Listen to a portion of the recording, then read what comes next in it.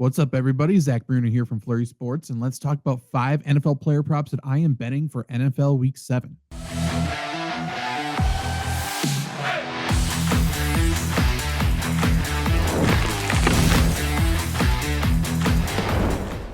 Okay, guys, after the Icy Hot Bowl, the Unk Bowl, whatever you want to call Thursday Night Football, it was a fun game, great game. Let's talk about some player props that we can bet for NFL Week 7. I got 5 today. So we will get into that in a second, but this is something that we may start doing every single week, and we may do it for other sports as well. So let me know if you're interested in best bets, player props, whatever it may be on this channel. Like and subscribe if you are. And if there's something that you are betting, if you're tailing one of my bets, if there's something else you're going to bet, please let me know in the comments below. I think it'll be a great conversation to have. Let's waste no more time. Let's jump straight into the picks. And the very first one is going to be Mason Taylor over 40.5 receiving yards. The Jets rookie has seen a rising role on this offense before last week's disaster over in London. Because of that terrible performance by the Jets over in London, we actually get a discounted receiving total for Mason Taylor, in my opinion. But before that bad game, Taylor was definitely seeing his role rise in this offense. He's gotten 25 targets from weeks 3 to 5 and back-to-back receiving games of 65 yards or more in weeks 4 and 5. And I think he's going to get right back to that this week. The Jets are going to be without Garrett Wilson, their top receiver. That's a big deal. And it's not an exaggeration to say without Garrett Wilson, that Mason Taylor is at worst a top 2 receiving target on this team. And the other person would be running back Breece Hall. So in terms of true pass catchers, Mason Taylor is probably the number 1 guy here. He gets to go up against a Carolina Panthers defense that has been terrible to the tight end position this year. They've surrendered the second most receiving yards per game to tight ends at 74. A big reason for that, and you just think about it logically, right? The Carolina Panthers have the worst pass rush in the NFL. They have just 5 sacks through 6 weeks. They're terrible, absolutely terrible. So if there's no edge rusher, if there's no true pass rush threat, we don't have the tight end needing to chip before they release on routes. They get to release, they don't need to stay in and block, and it just increases the likelihood that they are going to be catching passes, right? They have more time to progress in their routes. They have more time to find the mismatch, the soft spot in the zone, whatever it may be. They are not checking at the line of scrimmage before releasing, and that's going to be a huge deal for Mason Taylor as he hits over 40.5 receiving yards on Sunday. Next up, Courtland Sutton. We're going to go over 56.5 receiving yards against the New York Giants. And same with Taylor. Sutton was in that terrible game over in London last week. And again, I think that leads to a reduced line here for Courtland Sutton that we are going to take advantage of. I think he has a really good week against the Giants, but even just saying over 57 receiving yards, that's not touting extreme confidence, but it's something he's already accomplished in 4 weeks prior to, last week's game. So he has been doing this consistently already anyways. Now, the Giants defense, I think, is good. I mean, their front 7 is very, very solid, but their secondary is suspect. The reason they've been playing pretty well on defense is because that pass rush gets to the quarterback. However, if a team can neutralize that pass rush, then I think they're going to pass all over them. Take a look at the Denver Broncos. They have one of the best offensive lines in the NFL. They have allowed just 6 sacks the entire year. That's the second fewest in the NFL. Bo Nix has been pressured on just over 25% of his dropbacks. That's the best rate among all starting quarterbacks. So I think Nix is going to have plenty of time to throw the ball for most of the day. And if he has time to throw the ball and he lets Courtland Sutton have time to progress in his routes and to find the open spot, create separation, he's going to do that. I mean, the Giants corners are not very good, and Courtland Sutton will be wide open quite often, I think, in this game. My third prop bet is the only anytime touchdown prop bet I have, and it's going to be one I'm sure some of you will not think is very popular. I have Rhamondre Stevenson to score a touchdown against the Tennessee Titans. I understand a lot of Trevion Henderson fantasy owners are not fans of Rhamondre Stevenson, but sorry about it. He's actually a pretty good player.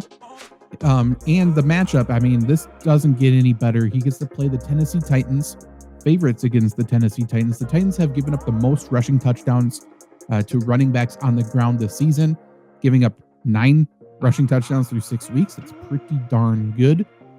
Going up against Vrabel and the Patriots, they are underdogs by 6.5 points are the Titans. So I think the Patriots will be able to lean on the run and move the ball in this game pretty well.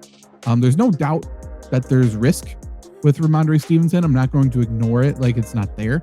Obviously, he has fumbling issues, but I think it's a little bit exaggerated in my personal opinion. And also, he's found the end zone in just one game this season. He has 2 touchdowns, but just one game. However, that's kind of why we get such a good rate on these odds here with Rhamondre Stevenson, because if you look at the game, if you look at the opponent, you look at the matchup, you look at the game script, you look at the projected total, you look at everything, and it's like, oh yeah, pretty much a guaranteed touchdown for the starting running back. The only reason why we get good odds is because it's Rhamondre Stevenson. So I think remove the name if you're having a problem with that, because he's going to fall into the end zone. A big reason why Stevenson hasn't been scoring the touchdowns is because the opportunities haven't really been there. Drake May's been passing the ball from all over. When they get in there, though, when they get inside the red zone, inside the 5-yard line, it's Rhamondre Stevenson's job there. A tenth of Rhamondre Stevenson's carries this season have come from inside the 5-yard line. And in this game, I don't think the big play is really going to be there for the Patriots. Drake May's been passing all over everybody, but the Titans have not surrendered a pass over 43 yards this season. That's actually the 4th shortest in the NFL, so that's pretty good. They're making it a point to say, hey, we're bad, we know it, but we're going to make you earn it. You're not going to beat us over the top. You're not going to have the big play. You're going to have to make your way down the field without making mistakes, and I think they're going to do that again in this game. If that's the case, there's going to be more red zone trips. There's going to be more opportunities for Rhamondre Stevenson to score a touchdown, and I think he takes advantage of that. My 4th prop bet of the day, we're sticking with running backs, and if you're liking this, if you like the video, definitely comment and like the video, please. We got Quinshon Judkins over 95.5 rushing yards against the Miami Dolphins. Now, probably nothing needs to be said, but I'm going to say something anyway. So the Dolphins are bad. They're very bad. No team has been embarrassed on the ground more than the Dolphins. And I think Quinshon Judkins is pretty darn good. The Dolphins have allowed the most rushing yards per game to running backs this season at over 134. And Judkins totaled 70.5 of the Browns' carries amongst running backs 2 weeks ago, 79% of the carries last week. So if we're saying the Dolphins are going to give up a ton of production on the ground, I love that Judkins is dominating the backfield because that means it's going to go to him. Over the past 2 weeks, the Dolphins have allowed 124 yards to Kamani Vidal and then 206 to Rico Dowdle. No offense to those two, but Quinshon Judkins is a better football player, at least a better runner than both of them. This game's expected to be pretty close, but the Browns are 2.5-point favorites, so it does mean the running attack is in play for the entire game. I love that. And the Browns need to run the football. They should have ran the ball more last week against the Steelers. In this game, they will definitely do that. Take some pressure off of Dylan Gabriel. It'll be very, very good. And in 3 games where Judkins has recorded at least 18 carries, which I think is a mark he will hit in this game, he's averaging 95.3 rushing yards. He's playing a terrible defense, the worst defense against the run. So let's assume he goes over that average with 18 plus carry games. Okay, this last one, this one's my favorite. I absolutely love this bet. That's Jameson Williams, longest reception over 21.5 yards. I love this a lot. There's several reasons why this bet's going to hit. I absolutely love it. If you haven't noticed the Jameson Williams home road split trend, let me enlighten you. For his entire career, Jameson Williams has averaged 51.8 receiving yards at home versus 35.9 on the road.